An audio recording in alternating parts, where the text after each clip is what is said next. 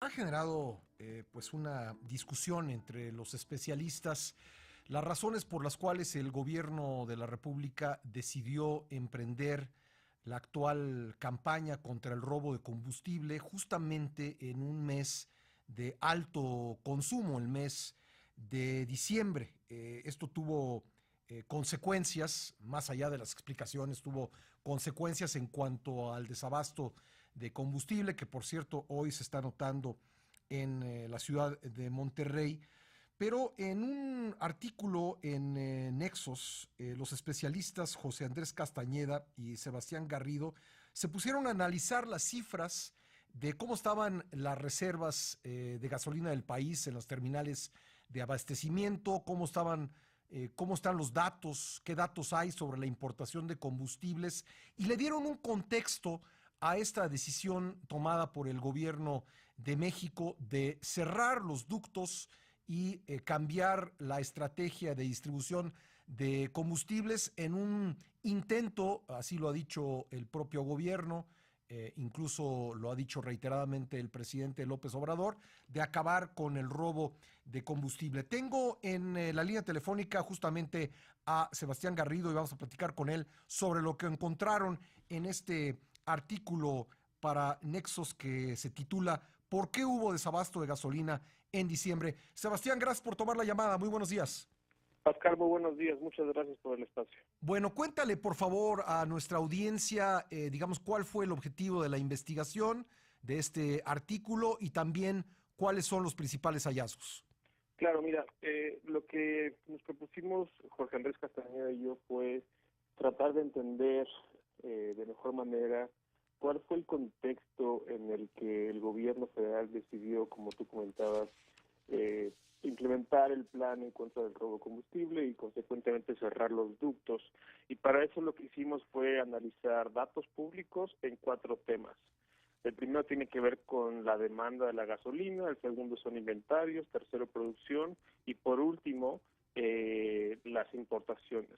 Y digamos, un resumen muy breve es que si analizan las cifras oficiales disponibles o que han sido comunicadas a través de cuentas de Twitter por funcionarios públicos, el panorama no parecía ser el más favorable para implementar esta estrategia.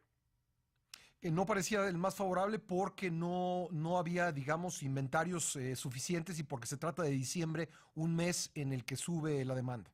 Sí, a ver, si quieres vamos punto por punto. En el caso de la demanda, lo que encontramos analizando cifras de la demanda mensual del periodo 2013-2017, bueno, primero vimos los datos de cada año y Sí. luego lo que hicimos fue calcular el promedio de la demanda para cada mes en esos años, ¿no?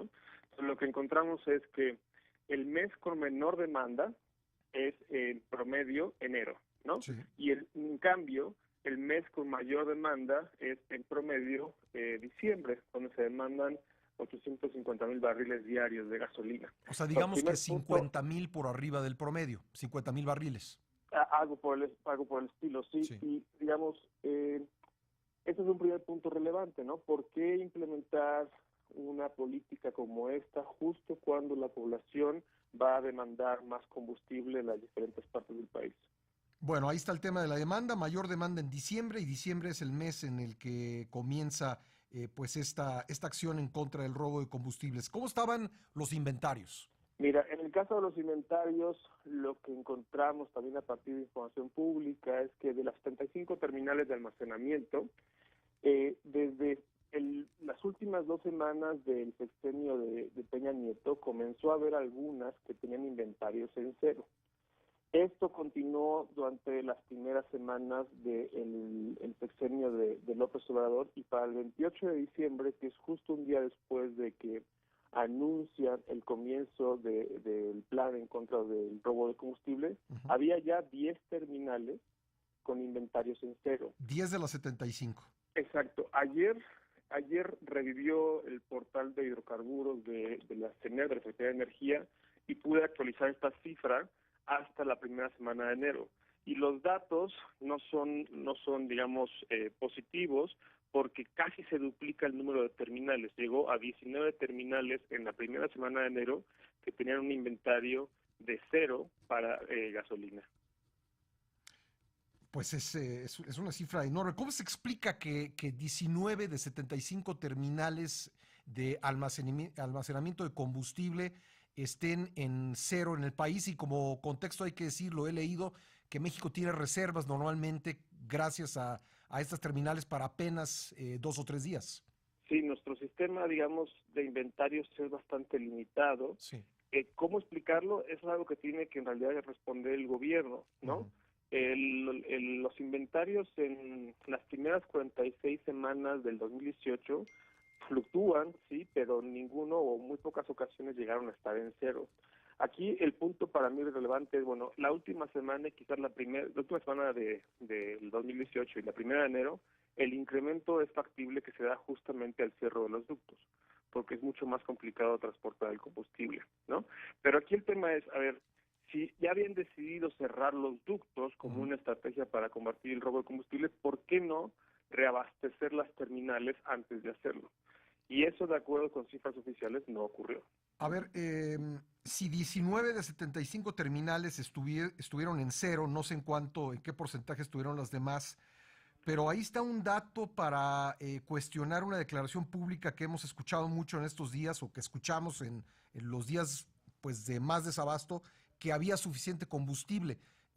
¿Se puede cuestionar, te parece a ti, esa declaración, por lo menos en los días más álgidos de esta crisis? Pues mira, la manera en cómo fue planteada por el presidente, por lo menos me parece que es lo suficientemente general como para permitirle margen para tener razón. Ujú. Lo que yo he escuchado que él ha dicho es, no es un problema de desabasto de gasolina, es más bien de distribución, dónde está Sí. ubicada. Y es cierto, los inventarios nacionales no están en cero, Ujú. pero hay ciertas terminales en particular que o tenían muy poca gasolina en varias semanas o que estaban en cero. De acuerdo. Bueno, ahora en cuanto a la producción, ¿cómo se comportó la producción en estos días? Sabemos que México produce en números redondos 200,000 de los 800,000 barriles de combustible al día que consume. Pues mira, sí, ese es un tema que, como han señalado en muchos espacios, también entre las campañas presidenciales del año pasado, pues, digamos, la caída en la producción de gasolina en México es notable en los últimos 5 o 6 años. Y en 2018 no fue diferente. Vemos que, por ejemplo, la primera semana de abril del 2018, el país produjo 375,000 barriles diarios y terminamos en la última semana del 2018, con corte el 28 de diciembre, con 190,000 barriles diarios, es decir, una caída de casi el 50% en la producción.